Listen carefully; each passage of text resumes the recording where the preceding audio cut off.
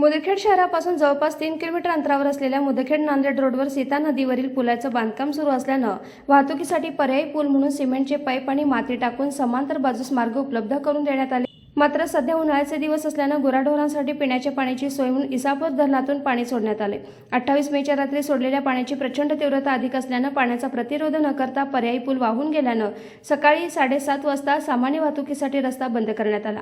वाजेगाव ते मुदखेड जवळपास 17 किलोमीटर राष्ट्रीय महामार्ग क्रमांक 161A साठी नवीन रस्ते बांधकाम करण्यासाठी केंद्रीय सार्वजनिक बांधकाम विभागाद्वारे रस्ता बांधकामासाठी 220 कोटी रुपयांचा निधी देण्यात आलाय।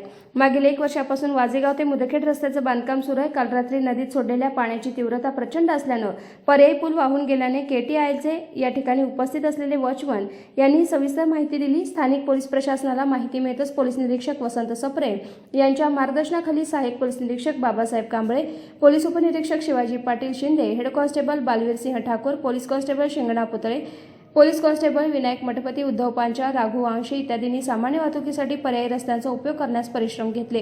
KTILची सर्व यंत्रणा या ठिकाणी उपस्थित होती। सोडण्यात आलेल्या पाण्याची तीव्रता थोडी कमी होताच पर्यायी पुलाची व्यवस्था ताबडतोब करून देण्यात येईल आणि वाहून गेलेल्या भागात पाईप आणि माती टाकण्याचं काम KTILची यंत्रणा सुरू केली होती।